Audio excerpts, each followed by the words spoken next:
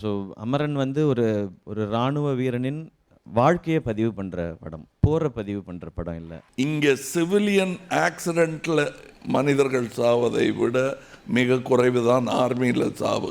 Rajkumar sir, உங்கள்கிட்ட ஒரு கேள்வி. எல்லாருக்குமே தெரிஞ்ச ஒரு கதையாக இருக்குது முகுந்த் அவர்களுடைய வாழ்க்கையில் என்ன நடந்துச்சு அப்படின்ட்டு.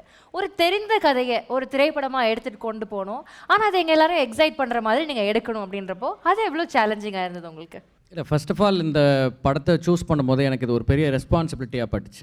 ஏன்னா முதல்ல வந்து நம்ம வந்து இந்தியன் ஆர்மிக்குன்னு ஒரு கோட்பாடு இருக்குது. I think the best organised ஒரு டீம், ஒரு ஸ்ட்ரக்சர் அப்படின்னா இந்தியன் ஆர்மியை சொல்லலாம். ஸோ அதை நம்ம முதல்ல ரெப்ரசன்ட் பண்ண போகிறோம். அப்போது நம்ம இதில் என்ன மாதிரி களத்தை சொல்ல போகிறோம் அப்படிங்கிறது ரொம்ப முக்கியம். ஸோ ஒரு ஒரு ஒரு இன்டென்ஸ் கான்ஃப்ளிக்ட் இருக்கிற ஒரு ஜோனில் ஒரு ஆர்மியோடைய வேலை என்னவாக இருக்குது, அதில் அவங்க மக்களை எப்படி பார்க்கணும், ஸோ ஆர்மியோட பங்கு அங்கே என்னவாக இருக்குங்கிறது ரொம்ப பெரிய, அதை நம்ம கரெக்டாக ப்ரொஜெக்ட் பண்ணணுங்கிறதே ஒரு பெரிய ரெஸ்பான்சிபிலிட்டியாக இருந்தது. இது ஒரு பக்கம். இதுக்கப்புறம் ஒரு உன்னதமான ஒரு ரிலேஷன்ஷிப் இதில் வந்து இப்போ இவங்க இங்கே வந்ததுக்கு ஒரு ரீசன் இருக்குல்ல. இது ரொம்ப ரொம்ப முக்கியமான ஒரு கதாபாத்திரங்கிறதுனால தான் நம்ம இவங்களை இன்றைக்கி இங்கே வச்சு பேசிகிட்டு இருக்கோம். ஸோ இந்த ரிலேஷன்ஷிப்பையுமே அது அவங்களோட ஒரு இன்டர்வியூவில் கூட நான் படித்தேன். ஒரு பக்கம் முகுந்த் வாஸ் ஃபைட்டிங் ஒரு வார், அது ப்ராக்ஸி வார்னு சொல்லலாம். அப்படின்னா இவங்க ஃபேமிலியோட ஒரு வார் இருந்தது, அப்புறம் தனிமையாக லோன்லினஸோட ஒரு வார், இப்போ அவங்க ஷீ இஸ் சர்வைவிங். இப்போ இது எல்லாமே இதை பேலன்ஸ் பண்ணின ஒரு கதையாக இருக்கணும். ஸோ அந்த ரெஸ்பான்சிபிலிட்டி தான் எனக்கு ரொம்ப பெருசாக இருந்தது. அண்டு இது தெரிந்த கதை இல்லை, இது தெரியாத கதை, ஒவ்வொருத்தரும் தெரிஞ்சுக்க வேண்டிய கதை. நம்ம தெரிஞ்சது மட்டுமே தான் பேசிக்கிட்டு இருக்கோம். இப்போ நீங்கள் ஹோஸ்ட்டாக இருக்கீங்க, இப்போ நீங்கள் டு பிகம் அன் ஆங்கர் ஒரு ஜேர்னி இருந்திருக்கும்ல, டு பிகம் சிவகார்த்திகேயன் ஒரு journey இருந்திருக்குல்ல, to become Sai Pallavi ஒரு ஜேர்னி இருந்திருக்குல்ல. இன்றைக்கி நம்ம இவங்க எல்லாரையும் லைம் லைட்டில் பார்க்குறோம். பட் இதுக்கு பின்னாடி அதுதான் அவர் மேபி சொன்ன அந்த இன்ஸ்பிரேஷன் நினைக்கிறேன் நான், இன்ஸ்பைரிங் ஸ்டோரியாக இருக்கும் அப்படிங்கிறது. அப்போ இந்த ஜாப் எல்லாம் இதெல்லாம் ஒர்க், பட் அது வந்து I would call it more then work. அது வந்து அது ஏதோ ஒரு டெசிஷன் பண்ணி அவங்க அங்கே போயிடுறாங்க, அது ஏதோ ஒரு ரீசன் இருக்குது. இப்போ நம்ம இயல்பு வாழ்க்கை இயல்பாகவே இருக்குது, எந்த வேலையை நம்ம பார்த்துக்கிட்டு இருந்தாலும் ஐ திங்க் நம்மளோட இயல்பு வாழ்க்கை இயல்பாக இருக்கிறதுக்கு காரணம் இந்த மாதிரி சர்வீஸ் மென் தான். அதை நம்ம உணர்றதே இல்லை. ரோடு போட்டவங்க நம்ம யோசிச்சு பார்க்க மாட்டோம், டெய்லி கார் ஓட்டுவோம், பைக் ஓட்டுவோம் இல்லையா.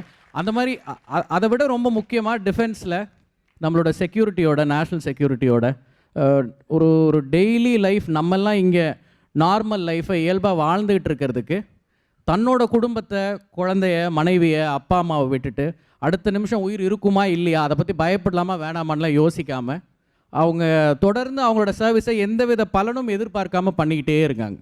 அவங்க மெடல்ஸ்க்காக ஓடுறதில்ல, நம்ம இப்படி பண்ணால் இப்படி ஒரு மெடல் கிடைக்கும் அப்படின்னு நினச்சி பண்ணுறதில்ல. இதில் தெரியாத ஜேர்னி நிறையா இருக்குது. ஸோ இதில் டீம் ஸ்பிரிட்னா என்ன, அந்த ஆர்மி கெமராட்ரினா என்ன, அதே நேரம் ஒரு பொறுப்பான குடும்ப தலைவனாகவும் இருக்கணும் அப்படிங்கிறது எல்லாம் இதில் இருக்குது. I think the film will speak more. Yes, I think Amaran has so much more to speak more than the guns, I believe. Yes. Yes, it has a lot to speak. Yes. Sir, இப்போ வந்து இன்னொரு விஷயம், army மென் ஆர்மியில் போய் சேர போகிறாங்க அப்படின்னா அவங்க என்ன மனநிலை போவாங்கன்னு உண்மையிலே என்னால் இதை ப்ராசஸ் பண்ணவே முடியல. பிகாஸ் அடுத்த நிமிஷம் என்ன நடக்க போகுதுன்னு தெரியாத ஒரு இடத்துல போகிறாங்க. எப்படி அந்த முடிவை எடுக்கிறாங்கன்னு நீங்கள் நினைக்கிறீங்க சார்? ரொம்ப யோசித்து தான் எடுப்பாங்க. நான் சொன்னேன்னே ஒரு கதை, 16 வயசில் ஓடி போய் அந்த மாதிரி எடுக்கிறவங்க இது ரொம்ப குறைவு. ரொம்ப யோசித்து எடுப்பாங்க. வீட்டில் எதிர்ப்பு இருக்கும்.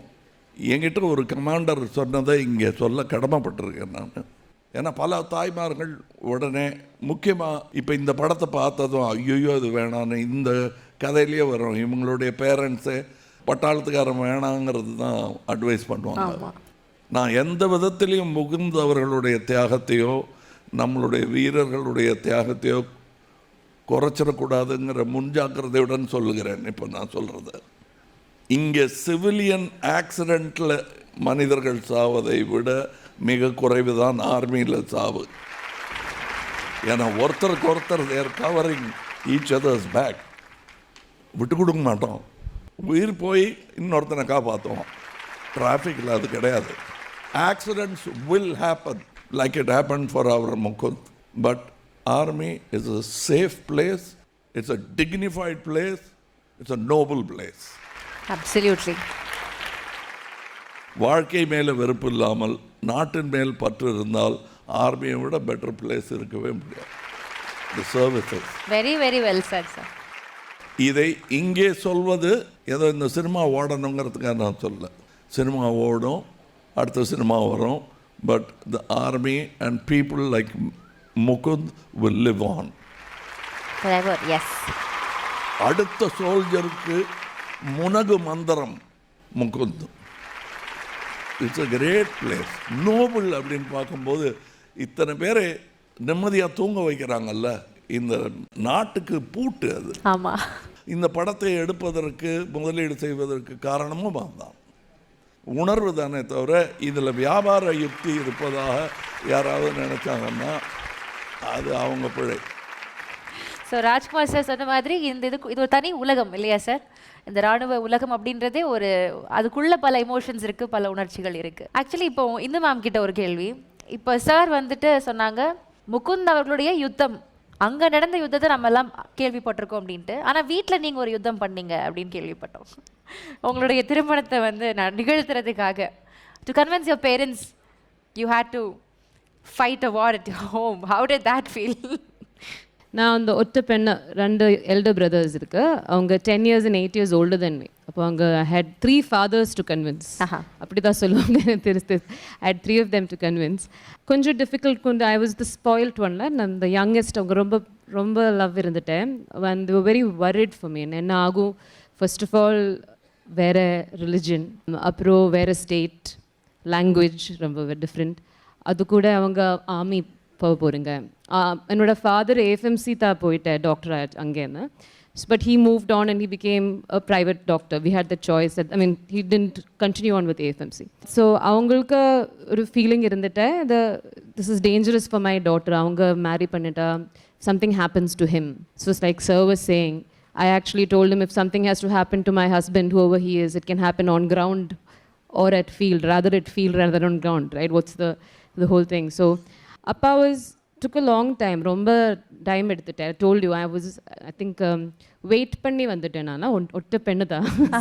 So much faster. So they didn't want to let me go. First love, the immaturity of first love, took a little while for them to be sure that we were mature enough to handle it. And I think the wait was good. The battle was hard, but the wait was good. It allowed both of us to grow. Eventually, because of another army man, my uncle who was in the Navy at that time, he came back home. Mukund nalla payan da. He's doing really well in the army. Why have all of this confusion? Just marry, let them get married.